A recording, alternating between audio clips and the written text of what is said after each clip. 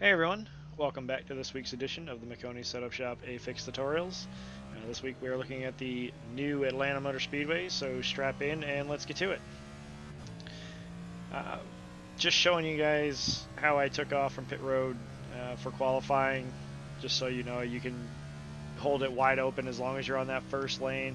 You don't want to be below that first lane because it's a lot flatter. You don't get a chance to build up your speed, so take advantage of that first lane. You can stay full throttle, try to build up as much speed as you can.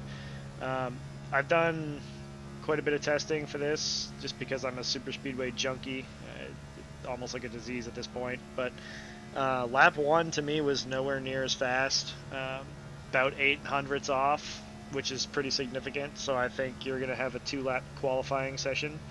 So for that, yeah, you're just trying to keep it about a car width off the wall.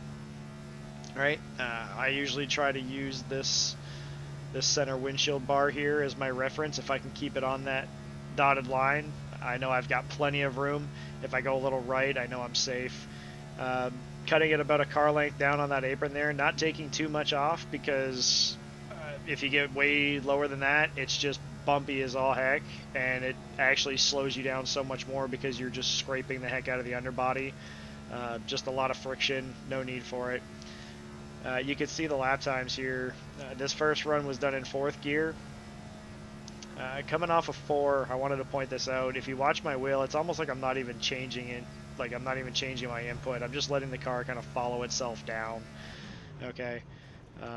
We'll skip ahead because coming off of pit road and doing the same thing is all the same. I will say though, I'm in 4th gear. It's the exact same pit exit, holding 4th gear, and then as soon as we get off of turn 4, that's when I like to grab 5th. I don't like to grab 5th gear in the middle of the corner because you've got wheel input, you're under load, and if you switch or if you try to shift gears, you're just going to bog yourself down.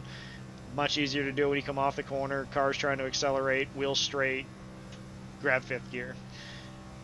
And it's the exact same thing. Trying to wind it up here, keep it about a lane off the wall. You don't want to get any of that aero drag. Much to my surprise, I'm kind of shocked that 5th gear is faster.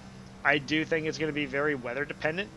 I think depending on the wind direction, I still like 4th gear because if you are going into a headwind, you want the RPMs, you want that motor wound up. But just for the purpose of this video, I'm just showing you guys the difference between the two, and then, you know, when you guys get into the session, you guys can decide on what you want to do. For anybody who's running the open setup, I'm not 100% sure what gear's in it. I would imagine it's very similar, but qualifying will, you know, be based off of what gear is in there.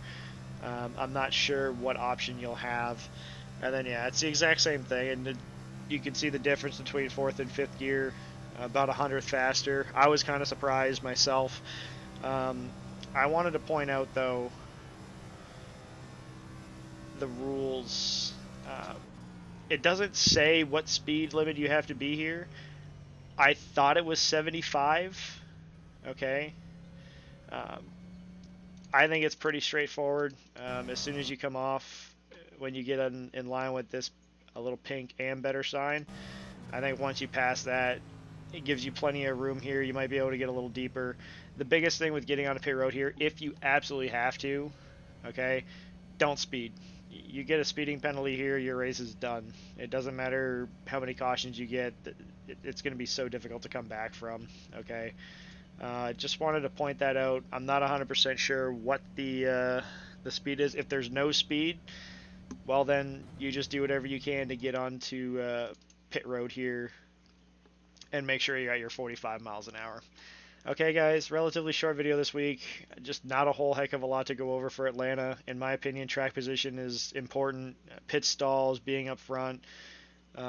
Being up front is hopefully where you're going to miss most of the wrecks. And, you know, realistically, if you're not qualifying and you plan on starting in the back anyway, it's pretty straightforward. You guys know how to get through the draft here. It very much races like a super speedway, so you just got to treat it as such, and hopefully you miss the big wrecks. Alright guys, that'll just about do it for this week's video.